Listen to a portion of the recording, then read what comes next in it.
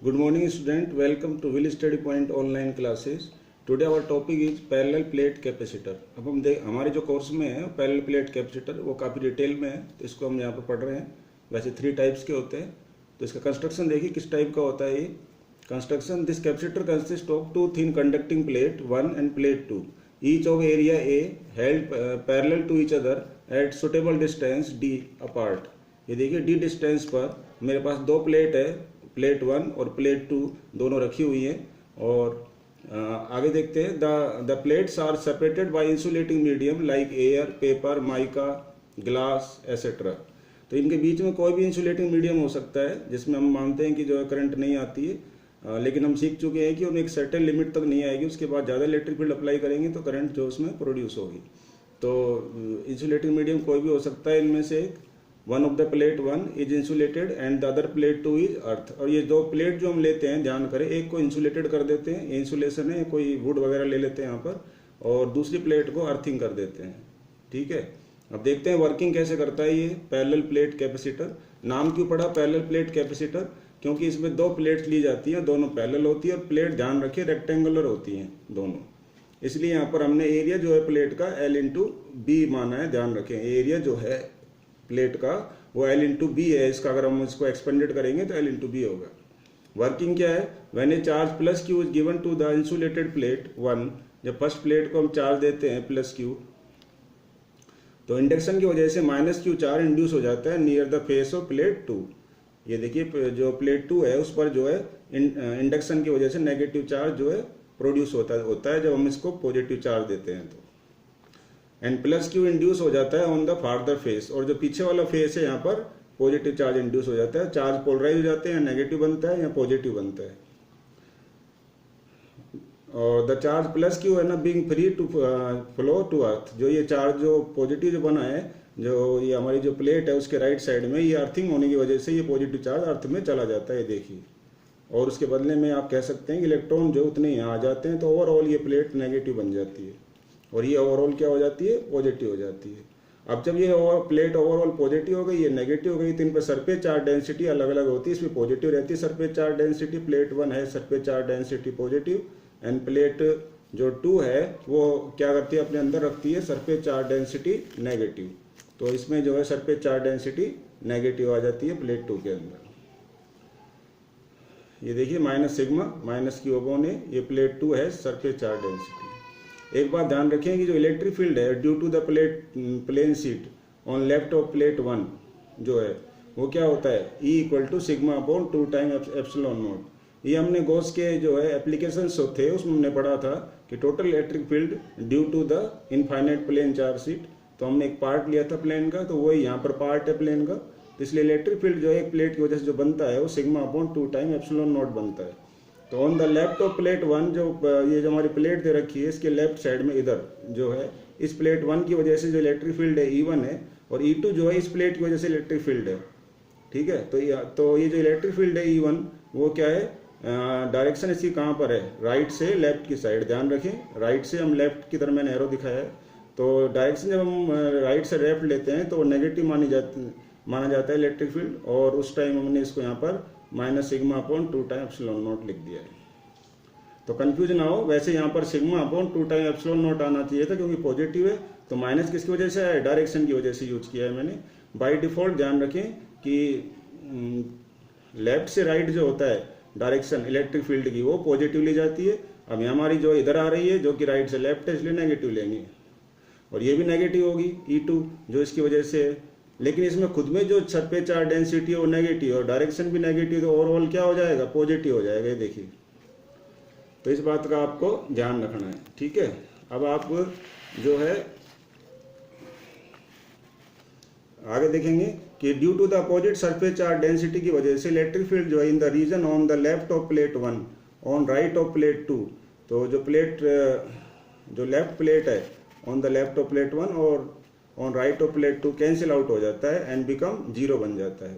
मतलब आपने क्या देखा कि एक तो नेगेटिव बना था और एक पॉजिटिव बना था। तो यहाँ पर जो टोटल इलेक्ट्रिक फील्ड होगा आउटसाइड में, ये वाला जो मैंने 0 दिखा रखा है, ये आप देखिए, ये मैंने 0 दिखा रखा है, E out 0 है। तो E out क्या रहता है, 0 रहता है। क्यों रहता है? क्योंकि E1 और E2 दोनों का जो है इसका पॉजिटिव आया है, E1 की वैल्यू नेगेटिव आई है और E2 की वैल्यू क्या आई है? पॉजिटिव। दोनों जो ऐड करेंगे तो नेट क्या हो जाएगा? जीरो हो जाएगा। इस तरह से यहाँ भी जीरो रहता है और इधर भी क्या रहता है? जीरो रहता है, ई आउट। तो आउटसाइड जो है प्लेट के दोनों तरफ जीरो रहता है, लेकिन अंदर जो है प्लेट के जीरो नहीं होता है, वो आप देख सकते हैं। ई इन होता है E1 प्लस E2। अब जो मेरे पास यहाँ से जब मैं इधर जाऊँगा तो जो E1 की डायरेक्शन होगी वो लेफ्ट से राइट होगी, तो पॉजिटिव रहेगा। और इसमें जो डायरेक्शन ये भी लेफ्ट से राइट रहेगी, तो वो सॉरी इधर लेकिन इसमें क्या आएगा? नेगेटिव आएगा। लेकिन चार्ज भी नेगेटिव, इसलिए ओवरऑल क्या हो जाएगा? पॉजिटिव, तो इसलिए पॉजिटिव आएगा। तो टोटल मिला के क्या हो जाएगा? एड अप हो जाएगा। तो इस तरह से ये हाफ और हाफ क्या हो जाता है? सिग्मा अपॉन एप्सिलॉन नॉट हो जाता है। तो टोटल इलेक्ट्रिक जो फील्ड होता है वो अपने पास जो है हाफ और हाफ ऐड होकर के कितना हो जाता है? सिग्मा अपॉन एप्सिलॉन नॉट हो जाता है। तो 1 अपॉन सिग्मा एप्सिलॉन नॉट, और सिग्मा की जो वैल्यू है वो Q अपॉन ए है, जो कि सरफेस चार्ज डेंसिटी पहले पढ़ चुके हैं मैंने। और ये आपको मैंने याददाश्त के लिख दिया है। इलेक्ट्रिक फील्ड जो होता है इंटेंसिटी, वो लेफ्ट से राइट जो है इज टेकन पॉजिटिव, और वाइस वर्सा मतलब, और अपोजिट डायरेक्शन होगी तो नेगेटिव ली जाएगी, जो मैंने आपको यहाँ बताया था। ये नेगेटिव है और ये पॉजिटिव है। अब बात करते हैं, है ना, taking this electric field localise between the two plate uniform through out. इस जो इलेक्ट्रिक फील्ड को हम लोकलाइज मतलब होता है, हमने एक जो है लिमिटेड एरिया के अंदर निकाला है। तो ये जो इलेक्ट्रिक फील्ड लिमिटेड एरिया के अंदर होता है, तो पोटेंशियल डिफरेंस जो होता है between the plate V equal to क्या होगा? E into distance. ये हम पढ़ चुके हैं, V equal to E into R। ठीक है, क्योंकि dV upon D R equal to E होता है। तो dV अपॉन डी आर का जो मैंने जो है V अपॉन अगर R लिखेंगे तो V upon R equal to E बनेगा, तो V equal to E into R हो जाएगा। तो 1 अपॉन एप्सिलॉन नॉट और QA, ये जो वैल्यू आ चुकी है वो हमने डाल दी। E की value D as it is हो गया, एक बाई इक्वेशन फर्स्ट है। तो कैपेसिटी इस तरह से जो C होती है पैरेलल प्लेट कैपेसिटर की, एयर के अंदर जो एयर के अंदर given by the formula by equal to C naught by C naught equal to Q upon V. तो सी नॉट जो होती है वो अपने पास Q अपॉन वी के इक्वल होगी, क्योंकि Q equal to C V होता है, हम पढ़ चुके हैं पहले, इसलिए C naught equal to Q upon V आ गया। Q मैंने एडिटिव किया है, V की वैल्यू जो हमारी पीछे आई थी उसको हमने यहाँ पर डाल दिया है, epsilon Q D upon epsilon naught A. तो हमारे पास डी ये Q और Q कैंसिल आउट हो जाएंगे, epsilon naught A upon D आ जाएगा। लेकिन ये ध्यान रखें कि जो कैपेसिटी होती है किसी मीडियम के अंदर, यदि दो मैंने आपको दिखाया था अभी, जो प्लेट है उनके बीच में कोई मीडियम रख दिया जाए, तो कैपेसिटी जो होती है वो ध्यान रखें प्लेट की, वो पूरे ओवरऑल कंप्लीट कैपेसिटर की जो कैपेसिटी होती है वो चेंज हो जाएगी। तो सी एम इक्वल टू के सी नॉट हो जाएगा, यानी कि जो उसके अंदर एयर की प्रेजेंस, और नोट मैंने लगाया एयर के लिए, तो एयर की प्रेजेंस में जो कैपेसिटी होती है उसकी के टाइम्स हो जाती है। कब? जब उस दोनों प्लेट के बीच में कोई मीडियम रख देते हैं। तो इस तरह से सी जो मीडियम होगा वो क्या होगा? के इंटू सी नॉट की जो वैल्यू है, जो यहाँ से आई है सी नॉट की वैल्यू, ये इसको हमने डाल दिया है, तो ये फाइनल आपकी इक्वेशन आ गई। तो वेयर के क्या कहलाता है? कांस्टेंट है, ठीक है, constant of medium kept between the two plates में मीडियम रखा जाता है, उस कांस्टेंट को हम क्या कहते हैं? के कहते हैं। अब बात करते हैं हम डाइलेक्ट्रिक स्ट्रेंथ की। डाइलेक्ट्रिक स्ट्रेंथ किसे कहते हैं? The maximum electric field that है ना dielectric medium can withstand. Withstand का जी मतलब टॉलरेट। जो मैक्सिमम इलेक्ट्रिक फील्ड एक डाइलेक्ट्रिक जो होता है, जो हम रखते हैं किसी प्लेट, दोनों प्लेट के बीच में, वो डाइलेक्ट्रिक जो होता है मैक्सिमम जो इलेक्ट्रिक फील्ड टॉलरेट कर सकता है, उस कैपेसिटी को, उस लिमिट को हम डाइलेक्ट्रिक स्ट्रेंथ कहते हैं, without breaking down of its insulating property, बिना अपनी इंसुलेटिंग प्रॉपर्टी को ब्रेक डाउन किए। मतलब वो इंसुलेशन की तरह बिहेव करे और इलेक्ट्रिक फील्ड भी ले लेता है अपने अंदर। तो जब तक वो मैक्सिमम इलेक्ट्रिक फील्ड ले लेता है और फिर भी जो है इंसुलेटिंग की तरह बिहेव करता है, उस लिमिट तक तो वो क्या रहता है? जो है डाइलेक्ट्रिक रहता है, और उस केस में उसकी जो उस लिमिट को हम डाइलेक्ट्रिक स्ट्रेंथ कहते हैं।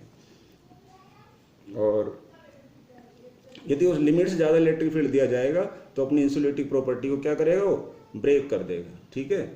अब आगे बात आती है कि डाइलेक्ट्रिक जो कांस्टेंट होता है वो क्या, के जो है वो मैथमेटिकली जो है किसके इक्वल होता है, वो हम यहाँ देखेंगे। तो the ratio of an electrostatic force किसके बीच में? टू पॉइंट चार्जेस के बीच में। कहाँ पर रखे हुए हैं?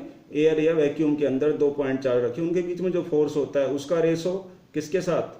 Force between them when held in material medium.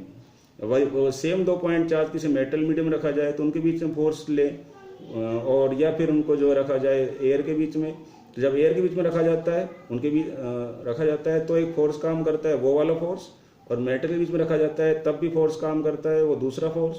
इन दोनों फोर्स का जो रेशो होता है एफ नोट और एफ मीडियम, उस रेशो को हम डाइलेक्ट्रिक कांस्टेंट के कहते हैं। तो इस डेफिनेशन के अकॉर्डिंग के इक्वल टू हुआ F naught upon F M. लेकिन हम जानते हैं F equal to Q E होता है, तो क्यू इंटू ई नोट और ये Q into E M naught, Q से क्यू कैंसिल हो गया तो E naught upon E M आ गया, तो के आ गया। ठीक है, तो हमारे पास के की वैल्यू आ गई ई नोट अपॉन ई एम। लेकिन ध्यान रखें कि के जो होता है सी एम अपॉन सी नोट भी होता है, जो हम पहले ऊपर पढ़ चुके हैं पहले प्लेट कैपेसिटर में, कि जो सी एम है वो क्या है, के सी नोट था, तो K equal to C M upon C naught हो गया। अब हमारे पास के की दो वैल्यू, एक तो ये और एक ये जो आई है हमारे पास इस डेफिनेशन से आई है, तो इन दोनों वैल्यूज को हम इक्वेट कर देंगे तो हमारे पास के आ रहा है E M naught upon E M upon E naught, और ये आ गया C M upon C naught. और इन दोनों को जो E M upon E naught को रिलेटिव परमिटिविटी कहते हैं। तो ध्यान रखें कि इलेक्ट्रिक फील्ड का जो ई होता है उसका साइन इस तरह से बनाना है, और जो परमिटिविटी का ई है उसका साइन इस तरह से बनाएंगे। जैसे हिंदी का 3 होता है, हिंदी का 3, उस तरह से आपको साइन बनाना है। तो ई एम क्या है, परमिटिविटी है मटेरियल की, जबकि ई जो है इंग्लिश वाला अल्फाबेट है वो क्या है, इलेक्ट्रिक फील्ड है इन किस में, मटेरियल में। तो ये इलेक्ट्रिक फील्ड को शो करता है, ये परमिटिविटी को शो करता है। अब हम जानते हैं from V equal to Q upon C से, क्योंकि क्यू इक्वल टू सी भी होता है, तो from V equal to Q upon C हम ये देखते हैं कि कैपेसिटर जो है वो large amount of charge store कर सकता है, यानी कि जो है क्यू है बहुत ज़्यादा हो सकता है, Q at a relatively small potential पर। तो सी इक्वल टू क्या हो गया, क्यू भी, C equal Q equal to C भी होता है ना, Q equal to C into V होता है। तो हमने इंटरचेंज कर दिया इन दोनों को, सी को यहाँ ले गए, वी को यहाँ लिया है। तो यानी कि अगर चार्ज बहुत ज़्यादा होगा तो वी क्या, यदि हम ये कहना चाहते हैं कि पोटेंशियल बहुत कम हो, वी कम हो तो कैपेसिटेंस बहुत ज़्यादा हो जाएगा और उसमें बहुत सारा चार्ज स्टोर हो सकता है। ठीक है, तो स्मॉल पोटेंशियल वी पर यदि वी वेरी स्मॉल होगा तो क्या होगा, कैपेसिटेंस बहुत ज़्यादा हो सकता है, यानी कि हमें बहुत थोड़ा सा पोटेंशियल डिफरेंस अप्लाई करना पड़े तब भी हम जो है बहुत सारा कैपेसिटेंस जो है रख सकते हैं, यानी कि उसमें बहुत सारा चार्ज स्टोर कर सकते हैं। Only when it capacity is large, तब कैपेसिटी जो है इसकी लार्ज हो सकती है जब पोटेंशियल कम हो। For a capacitor to store in a large amount of charge, कोई कैपेसिटर जो है लार्ज अमाउंट ऑफ चार्ज तभी स्टोर करेगा जब उसका कैपेसिटेंस क्या होना चाहिए, बहुत ज़्यादा लार्ज होना चाहिए। हो सकता है वो 20 माइक्रोफेराड का हो, 50 का हो, 100 का हो, इस तरह से उसका लार्ज कैपेसिटेंस होना चाहिए। ध्यान रखें, तो बहुत सारा चार्ज स्टोर कर लेगा। और उस केस में हम जो पोटेंशियल अप्लाई करेंगे वो क्या है, स्मॉल करेंगे। जब अगर बहुत ज़्यादा कैपेसिटी का हमको कोई कैपेसिटर दे रखा है तो हमें थोड़ा सा पोटेंशियल अप्लाई करना पड़ेगा, ध्यान रखें। और कम कैपेसिटेंस का दे रखा है तो ज़्यादा पोटेंशियल लगाना पड़ेगा फिर इस रूल के अकॉर्डिंग। तो पोटेंशियल डिफरेंस जो होती है, एंड हैंस हम ये कह सकते हैं कि इलेक्ट्रिक फील्ड जो होता है वो not exceed the break down limit. Break down limit क्या होती है, मिनिमम जो पोटेंशियल होता है उसको ब्रेक डाउन कहते हैं। तो मिनिमम पोटेंशियल से ज़्यादा हमें पोटेंशियल देने की जरूरत नहीं है। इसका मतलब ये हुआ, अगर हमें जो ज़्यादा कैपेसिटेंस जो है रख दिया हुआ है, ज़्यादा कैपेसिटेंस दिया हुआ है तो वी स्मॉल दे देंगे तो हमारा काम चल जाएगा। ब्रेक डाउन लिमिट वाला यानी मिनिमम वाला पोटेंशियल दे देंगे, हमारा काम चल जाएगा। अब हम बात करेंगे आगे जो है इम्पोर्टेंट बात है, इस रीजन की एक जो है सेफ्टी के लिए क्या किया जाता है, फॉर रीजन ऑफ सेफ्टी तो मैक्सिमम इलेक्ट्रिक फील्ड जो होता है एक्चुअली जो दिया जाता है वो 10% होता है। किसका, डाइलेक्ट्रिक स्ट्रेंथ का ऑफ द मटेरियल। डाइलेक्ट्रिक मैंने आपको बताई थी कि अभी ऊपर मैक्सिमम जो इलेक्ट्रिक फील्ड जो इंसुलेटर या डाइलेक्ट्रिक जो है सहन कर सकता है, टॉलरेट कर सकता है, उसको बोलते हैं। तो जितना वो टॉलरेट कर सकता है उससे भी बहुत कम यानी 10% ही दिया जाता है उसको, तो वो इंसुलेटेड ही रहेगा फिर। तो strength of some common dielectrics जो है ये है हमारे पास। जैसे रबर है, इसकी जो स्ट्रेंथ होती है 18 से 24 किलोवोल्ट पर मिलीमीटर। माइका की 80 होती है, जाइकोन की 0 और एयर की 0.8 होती है, वैक्यूम की इनफाइनाइट होती है। यूनिट जो है जिसमें हम इसको नापते हैं वो क्या है, वोल्ट पर मीटर होता है। क्या चीज़, डाइलेक्ट्रिक स्ट्रेंथ की यूनिट क्या है, वोल्ट्स पर metre. So that's all, thank you.